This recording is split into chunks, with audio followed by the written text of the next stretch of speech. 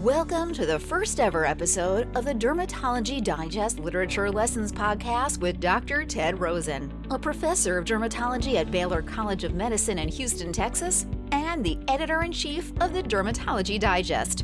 In each issue of the magazine, Dr. Rosen highlights key recent studies in the dermatology literature and offers salient takeaway messages for readers. Now, we're spinning this fan-favorite column off into a new podcast. We hope you enjoy it. Hello from Dr. Ted Rosen, editor-in-chief of the Dermatology Digest. I'm going to provide a bit of a podcast covering some of the literature from the most recent quarter and maybe even a little before that. Talk about some interesting studies in a variety of different disease states or related to some different therapeutic options. So we all know and love dupilumab, and there have been 3 recent articles on the subject, which I think teach us something. For example, in the October issue of JAMA Dermatology, there's a 5-year Dutch study on dupilumab, and it points out that many people improve so much. In fact, 2/3 of patients were able actually to reduce the dosing frequency instead of every 2 weeks to every 3 to 4 weeks. And I thought that was very interesting. Of course, people like fewer shots. And it seems like over the course of time, this was a 5-year study, people sometimes can be able to decrease the frequency of their injections. In the November issue of the Journal of the European Academy of Dermatology and Venereology, there was a French study of dupilumab. Interestingly enough, there was a 7.5% incidence of conjunctivitis. That's a little higher than was reported in the pivotal trials. But the point of their study was the following. If someone had that, if you switch to other therapies, would that go away? And they found that switching to a JAK inhibitor very reliably led to rapid and complete resolution of dupilumab-associated conjunctivitis. And now we have 2 new agents, tralokinumab and lebrikizumab. They did not include lebrikizumab in their study, but they did have a few patients who were switched to tralokinumab, a related but certainly not identical biologic drug, and they found that to be not as consistent in terms of relief of conjunctivitis. Now, our ophthalmologic colleagues have come up with a number of different ways to treat that particular side effect. So if dupilumab is doing well, but the patient develops very annoying conjunctivitis, that's not really an indication necessarily to immediately stop the therapy. But if you have to, then switching to one of the multiple JAK inhibitors currently approved for moderate to severe atopic dermatitis, or potentially even switching to one of the other biologic drugs like tralokinumab or lebrikizumab may relieve that particular symptom. Third study I want to mention about dupilumab is off-label, and that's its use in the treatment of bullous pemphigoid. And there have been a number of small case reports or case series. I think this may be the largest ever in the June issue of the Journal of Drugs and Dermatology. 30 patients with bullous pemphigoid treated with dupilumab, and almost 77% of the patients had either complete or nearly complete clearance of blistering, and 83+% had elimination of associated pruritus. They used the standard 600 milligram loading dose, but it was followed by a variable frequency of 300 milligram maintenance doses depending on the patient's response. I personally think this is a very nice addition to our armamentarium. It's not an immunosuppressive drug to treat bullous pemphigoid. We know that most patients, that disease will burn out. So we just need something to maintain them disease-free until the disorder is no longer apparent.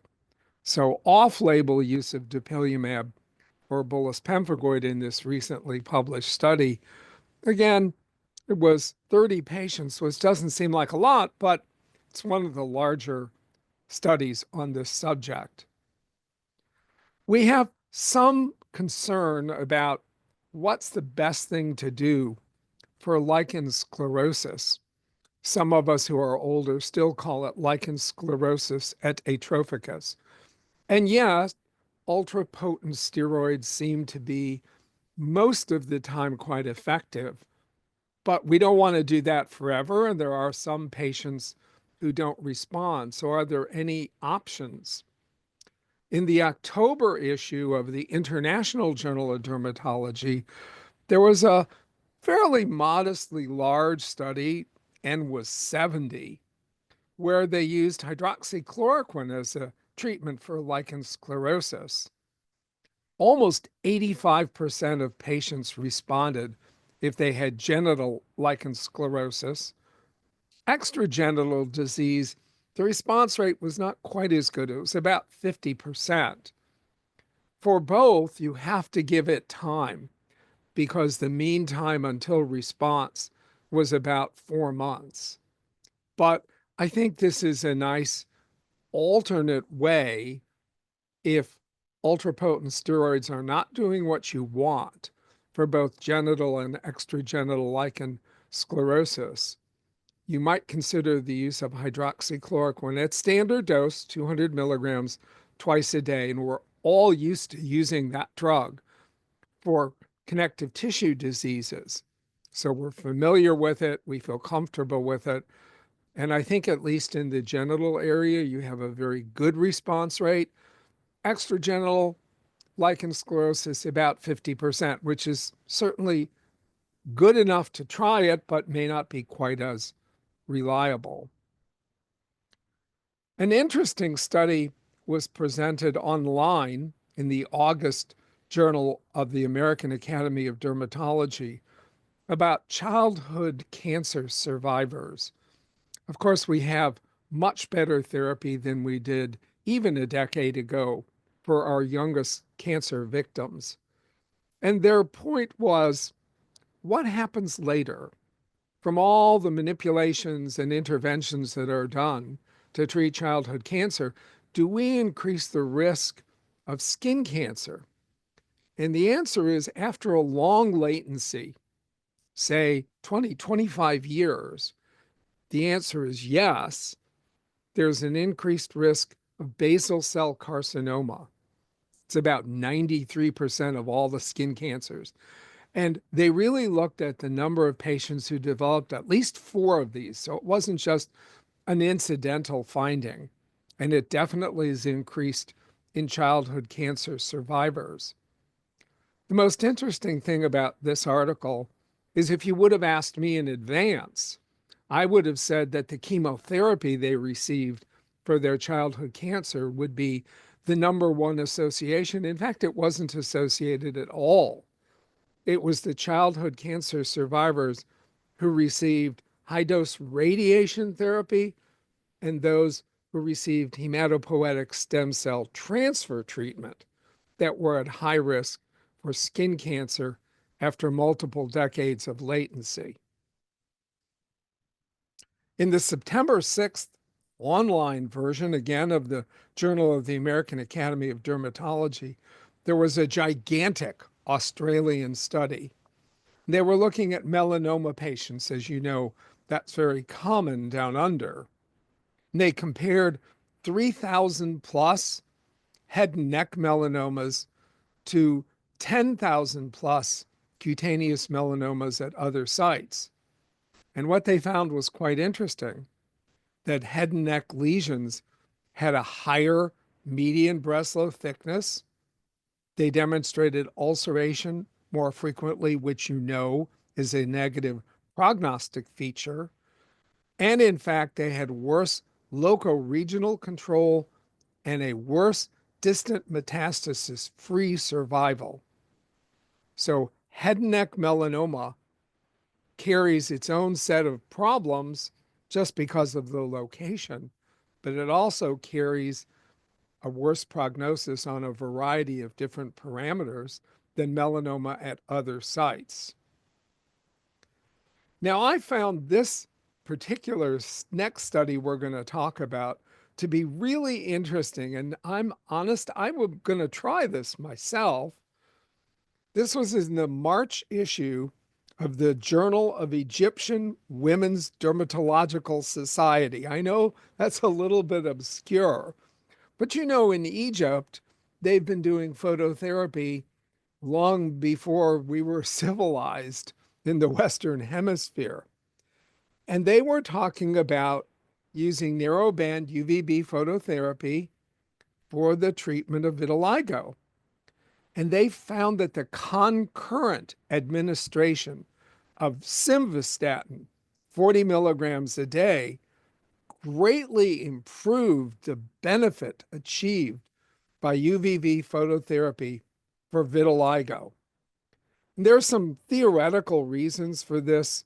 Aside from being a cholesterol lowering drug, of course, simvastatin has some ancillary properties, like preventing the release of some pro-inflammatory mediators, including cytokines, or inhibiting the production of adhesion molecules, which might lead to the collection of the immunoactive cells which are destroying melanocytes.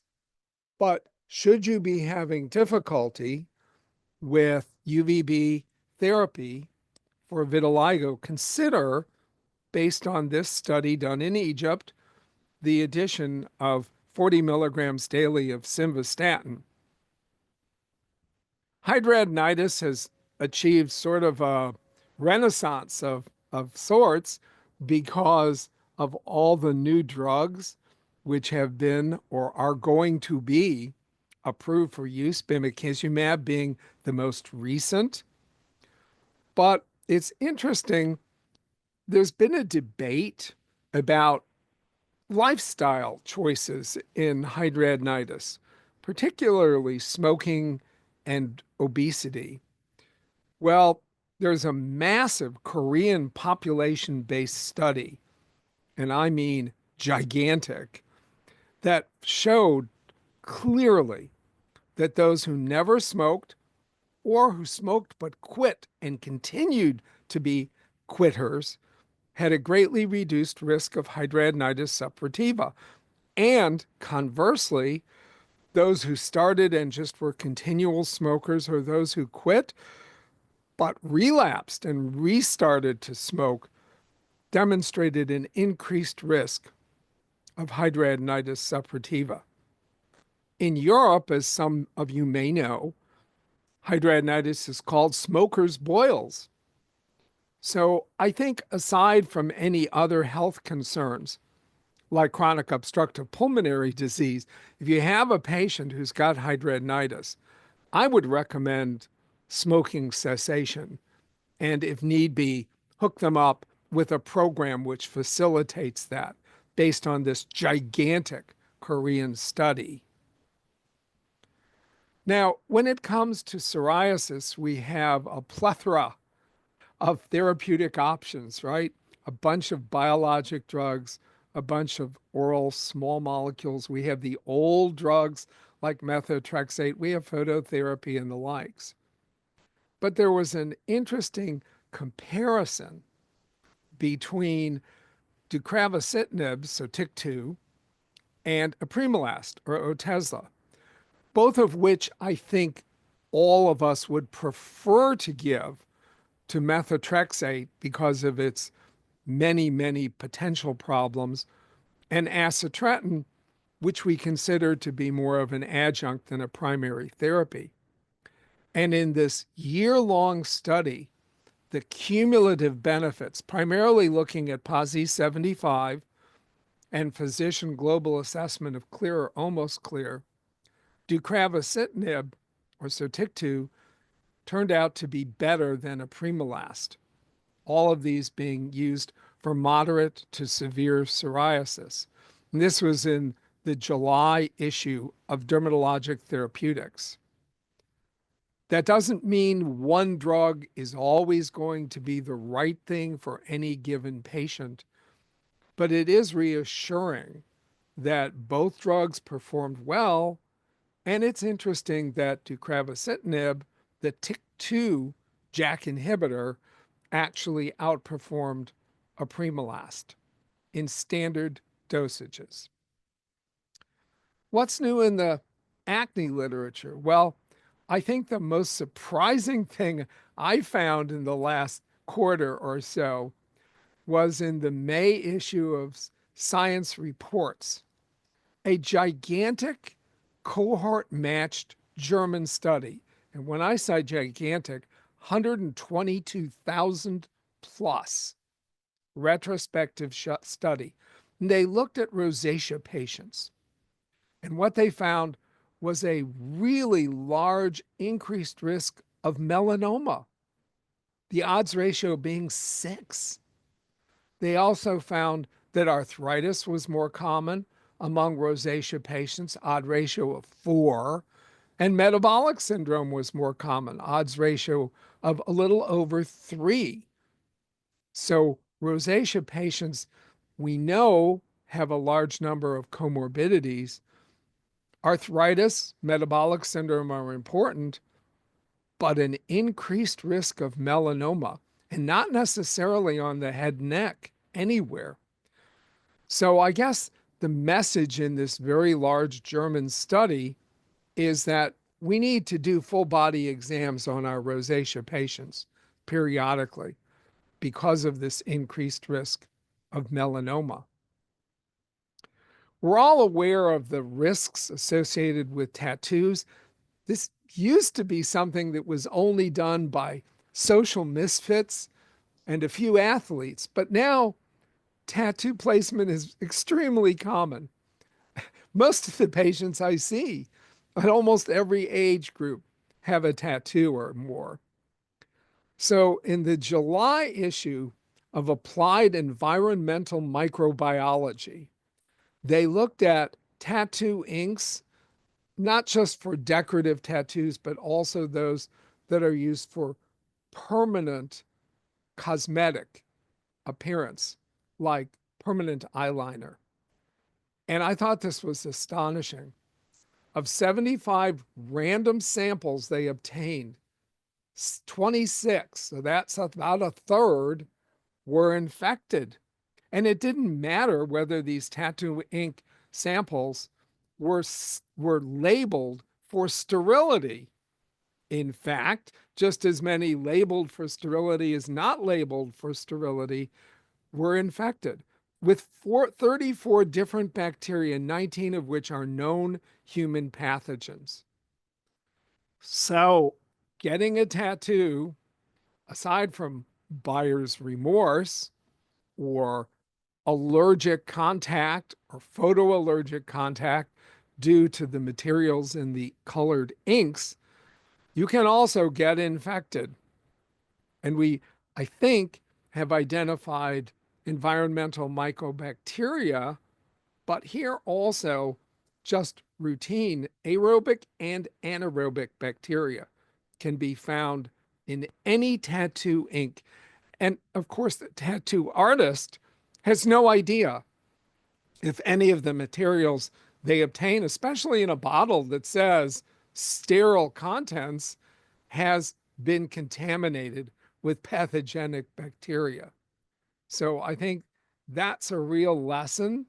If someone asks me if it's safe to get a tattoo, I generally discourage it, and I try and talk about all the problems, including tattoos that have been there for a long time where they can change color, they bleed into the surrounding tissue, they start getting so that they're no longer sharp or depicting exactly what the tattoo is.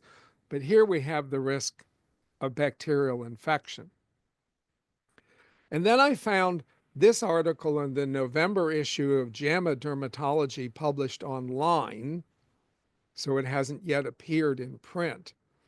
It's a small retrospective single center study, but it was very hopeful. They found that low dose metformin, we're talking about 500 milligrams a day, led to significant improvement in patients with central centrifugal alopecia, a scarring alopecia, which we struggle to treat effectively. But then they went further. Aside from just clinical improvement, they showed that the transcriptosome, in other words, which genes are activated, change in the presence of constant metformin administration. And they showed that there was an upregulation of hair growth associated genes and a downregulation of fibrotic scarring associated genes, which would kind of explain why there might be some clinical benefit. And low dose metformin in someone who's normoglycemic is not going to drop their blood sugar to something that's going to make them pass out. It actually is very well tolerated in normoglycemic individuals. So keep that in mind. Again, we have a menu of things we use for cicatricial alopecias, which don't always work, even when you use all of them or multiple of them in combination. But here's a new one you can use, metformin, low dose.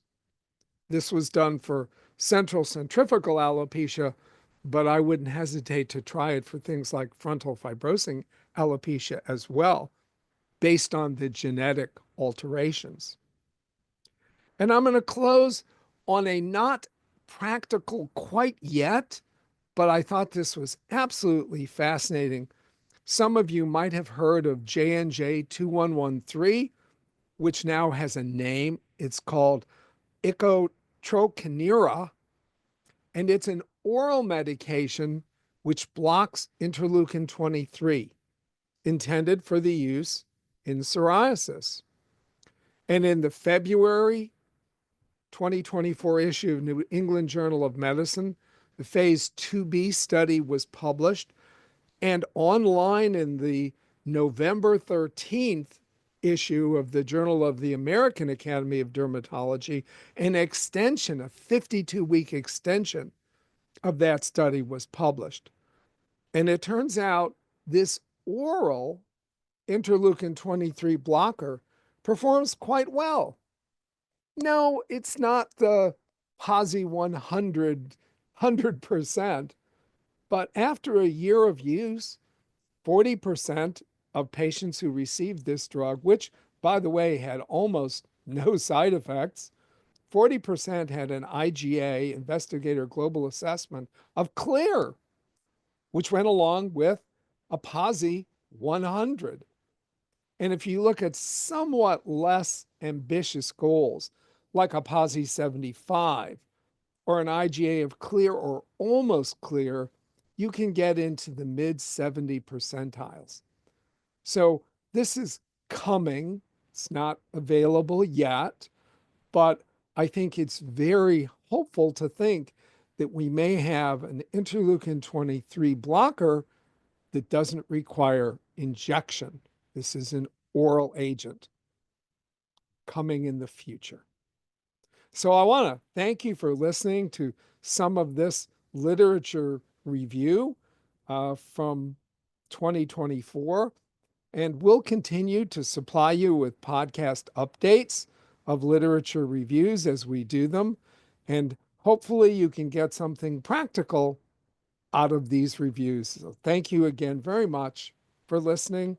This is Ted Rosen, your editor-in-chief of the Dermatology Digest. Thank you for listening to the Dermatology Digest Literature Lessons Podcast. For more information on any of the studies referenced in this podcast, visit thedermatologydigest.com. Stay tuned for new episodes that will drop with each issue of the Dermatology Digest in 2025.